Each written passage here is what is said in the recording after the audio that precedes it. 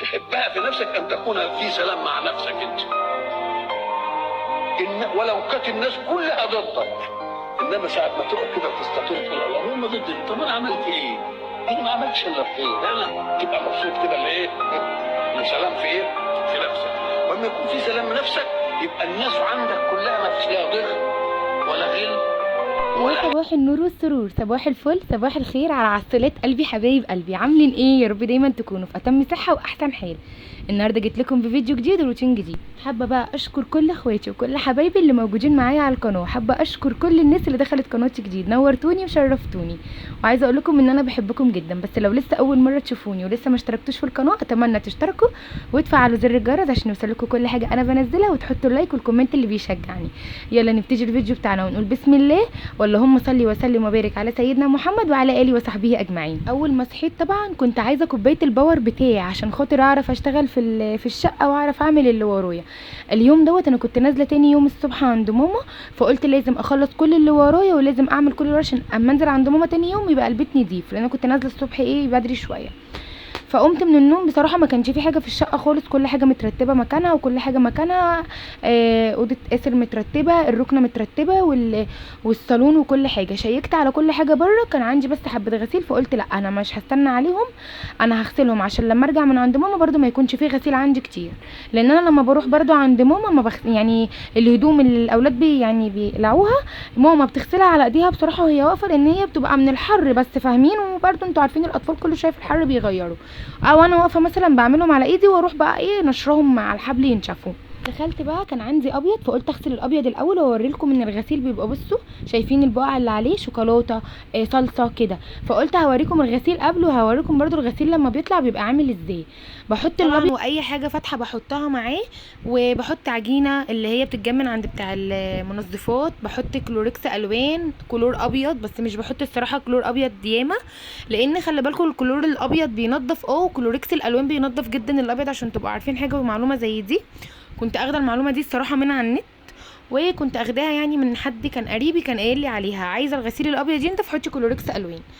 فبحط حبه كده وحبه كده، بسيب بقى الغسيل مع نفسه، بلف التايمر كامل عليه وبسيبه مع نفسه. لو حسيت مثلا وانا بطلع الهدوم ان الغسيل الابيض مش نضيف يعني او لسه ما نضفش زي ما انا عايزه، بروح برضو مزوده التايمر عليه ومزوده حبه منظفات تانية عليه. مع بال بقى ما الغساله طبعا تغسل، عارفين اللي ورانا بنعمله، قلت بقى اعمل لهم الغدا. بصوا انا بحضر الغدا عشان ما يبقاش مثلا عبء عليا لو ابني صحى الصغير او كده، يعني لو في رز مثلا عايز يتعمل او كده ما بعملهوش من بدري واسخنه، لا بشوح الرز بحاجته زي ما انتم شايفين كده. انا كنت عامل الرز اللي هو الاصفر دوت اللي هو البسمتي، بس انا الصراحه عملته برز مصري عادي، مش عملته ببسمتي، ما كانش عندي بسمتي، فالجيش قال اتصرف بقى، يعني احنا لما لقيناش بسمتي مش هناكل، لا هناكل. فالمهم كان عندي رز اللي هو العادي، قلت بقى اعمل رز اصفر كده. وكان عندي فراخ في التلاجة طلعتها، كانت متبله في كيسه ورحت مطلعاها، قلت بقى اعمل لها برده تتبيله ازيد من اللي هي كانت في التلاجة فيها. فالمهم هنا رحت بقى مشوحه كده، حطيت بصلايه صغيره عملتها على ايدي، لان ما كانش بقى يعني مستاهله ان انا افرم بصل في الكبه، مع اني انا فرمت حاجات في الخلاط، يعني انا حطيت الخلطه في الخلاط، بس الصراحه يعني ان شاء الله باذن الله هجيب كبه قريب عشان تبقى سهله عليا، لان الخلاط بتاعي كبير قوي، فلما بجيبه بقى وبحطه بزهق بصراحه. فقلت لا اعمل البصله بتاعت الرز على ايديا، وحطيت بقى التوابل، حطيت لومي وحطيت ورق لورا، حطيت حبهان وحطيت كركم وكاري وبهارات كبسه، تمام، وحطيت ملح وفلفل اسمر، وقلبت بقى البهارات الاول طلع ريحتها كده. طبعا لو عندك قرفه عيدان حطي، بس الصراحه انا ما كانش عندي قرفه عيدان، حطيت قرفه بودر، حطيت كده يعني رشه لا تذكر، يعني ما حطيتش كتير، تمام. وقعدت اقلب في الرز كده، طبعا كنت حاطه معلقه سمنه وحبه زيت صغيرين. شوحت بقى الرز كده، وقرب الاكل بحط عليه الميه وبروح مسويه، بس انا كنت الصبح بدري فقلت اشوحه واحطه، وخلي بالكم بيطلع مفلفل وجميل جدا. انا اخده الطريقه دي من بنت خالتي، انتوا عارفين طبعا اكل الارياف بيبقى عامل ازاي، بيبقى تحفه بجد والله العظيم. فانا اخده الطريقه دي، لقيتهم الصبح لما بيقوموا بدري بيعملوا الاكل ويجهزوه ويشوحوا برده الرز كده ويحطوه على جنب، وقرب الغدا عندهم بيسوي يملوا الكتل ويحطوا عليه الميه، وبيطلع تحفه بصراحه، وبيبقى طعمه جميل قوي. هنا بقى ضربت زي ما شفتوا كده، حطيت طماطمايه وحطيت بصلتين وحطيت فلفل كوبي، لو عندك لو عايزه تحطي فلفل حراق حطي. وهحط بقى هنا على الفراخ، وسبتها ساعتين في التلاجة او ازيد كمان، يعني سبتها كتير لغايه قرب الاكل. بحطها بقى شويه على النار وبعدين بدخلها الفرن. والله طلعت زي كانها مشويه بالظبط. وحطيت لها كده ايه يعني حته فحمه صغيره خالص بتدي للفراخ طعم حلو. جهزت الاكل كده وقلت بقى اسيبه وخلاص، وادخل بقى تكون الغساله ايه خلصت. في حاجات بقى يعني انا لما دخلت لقيت الغساله خلصت والابيض فاضل عليه يعني حبه صغيرين، في حاجات نضفت وفي حاجات لسه شويه. كان في برضو يعني غسيل فواتح شويه، رحت حطاهم مع الايه مع الحبه البيض اللي هما اللي ما كانش نضفوا. فالمهم بصوا انا بوريلكم ان كان في بقع وكده والبقعه روحت، وكنت بوريلكم ان البقعه الصفرة دي مش بقعه، دي رسمه صفرة عشان تبقوا واخدين بالكم. فروحت بقى حطها في المنشفه على طول، لان انا قلت لكم ساعات انا بشطف في البانيو وساعات بشطف في المنشفه بتاعه الغساله. هوريلكم ازاي دلوقتي عشان الناس اللي سالتني انت يعني بتغسلي ازاي او بتستعملي الغساله ازاي. وان شاء الله باذن الله قريب والله هعمل لكم فيديو كامل عن الغساله، وهعرف بس الكتالوج بتاعها فين عشان اقول لكم اسمها بالظبط ايه، وهل هي حلوه كويسه معايا ولا لا. هي حلوه بس هعرف يعني ايه، هقول لكم معلومات زياده عنها وكده. طلعت بقى الغسيل زي ما انتم ما بتشوفوا، بعصر وبحط في المنشفه، اعصر واحط في المنشفه. طبعا انا وريت لكم الغسيل الابيض، بصوا الغسيل الابيض عامل ازاي.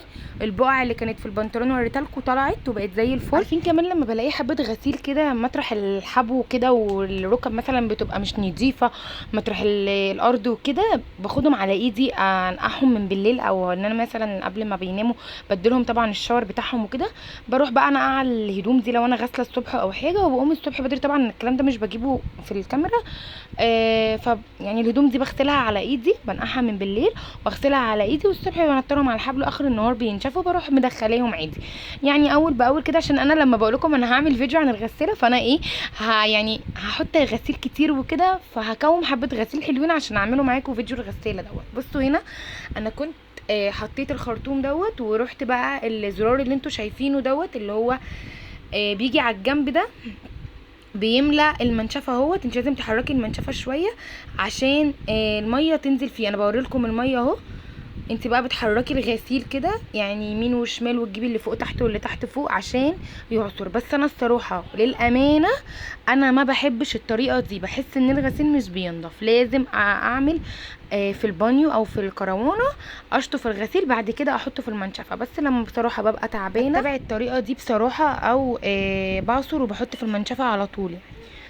طلعت بقى انشر معاكم الفقره الذهبيه لكل ست عصريه. عايزه بقى اقول لكم ان انا بجد لما باجي انشر وبيبقى ابني صاحي اقسم بالله انا بنشر على فترات. يعني انا ممكن الكاميرا دي تتفتح بتاع 3-4 مرات. اليوم ده بقى انا منشره حوالي كان المغرب يعني او قبل المغرب بشويه كده، فكان يعني ايه الضوء راح شويه من على الغسيل. بس لما صحيت تاني يوم قبل ما اروح عند ماما فتحت الستاير كده عليه وخليت الشمس جت عليه وسبت خالص. لما الشمس راحت من على الغسيل رحت لماهم طبقاهم عبال ما فطرتهم وخلصت. لان انا الصراحه يوم الخميس ما عملتش روتين. انتوا عارفين ان انا يوم الخميس بروح عند حماتي وعند ماما وكده، فما كنتش بقى فاضيه ان انا اصور وكده. وكمان حصلت معايا ظروف ما عرفتش انزل الفيديو يوم الجمعه، فقلت بقى انزله لكم النهارده السبت. انا حاليا قاعده بسجله لكم وهنزله لكم ان شاء الله ينزل في ميعاده على 8. بس انا طالبه منكم طلب واحد بس بالله عليكم، اللي يدخل الفيديو ما يطلعش من الفيديو على طول عشان الفيديو عندي بيقع واليوتيوب مش بيقترحه خلاص. طالما انت يعني اللي دخلوا بيجري الفيديو بيوقعوا. اتمنى بقى اللي يدخل القناه وانا دخلت قلبه مثلا او الفيديو عجبه يتمنى كده ان انتوا تشتركوا في القناه وتحطوا اللايك وتحطوا كومنت يشجعني. في ناس بقى كتير مش مشتركين بيتفرجوا على الفيديو بس مش بيشتركوا في القناه. اتمنى برضو تشتركوا، وان شاء الله اكتبوا لي في الكومنتات لو في حاجات في الفيديوهات مش بتعجبكم. ان شاء الله انا هطور من نفسي اكتر واكتر لما تكتبوا لي في الكومنتات. وبشكر كل الناس اللي بتكتب لي كومنتات حلوه اللي معايا في القناه.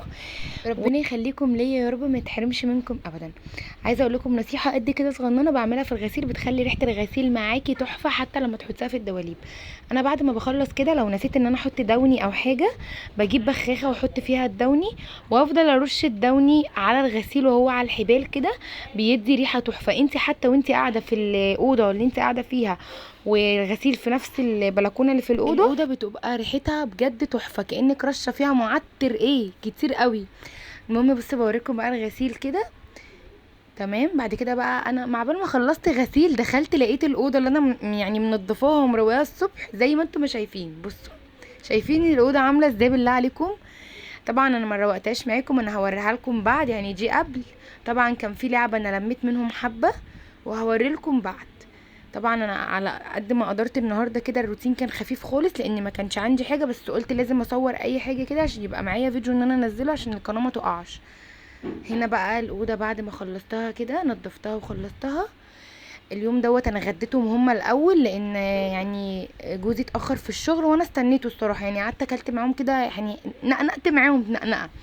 وبعدين بقى لما هو جه انا وهو اتعشينا بالليل. بعد ما خلصت اللي ورايا وقلت اقعد اشرب كوبايه نسكافيه عشان دماغي كانت مصدعه، راحوا قايلين لي عايزين نلعب. جابوا اللعب برضو عملوا كده. عايزاكي ما تضغطيش نفسك، احنا ساعات بنبقى مش قادرين وكده، بس والله العظيم بجد افصلي معاهم 5 دقايق 10 دقايق واقعدي العبي معاهم هتلاقي نفسك يعني مبسوطه. حضرت هنا الغدا، بصوا بوريلكم الفراخ والرز كان طعمهم والله العظيم تحفه. وعملت بقى سلطه كده اللي هي الدقوس ديت، وعملت بعد كده بقى عصير ليمون. عايزه اقول لكم ان اليوم بتاعي كده كان خلص وما قدرتش اغسل المواعين معاكم، قلت مش قادره بصراحه ان انا اقف واحط رينج لايت، وكان الجو حر جدا واليومين دول اصلا الجو حر قوي.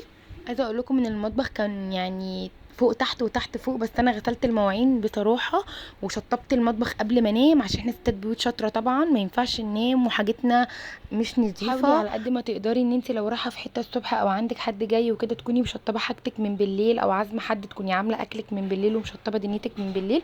المطبخ اهو بعد ما خلصته شايفين عامل ازاي، ما خليتش اي كان تمام كده.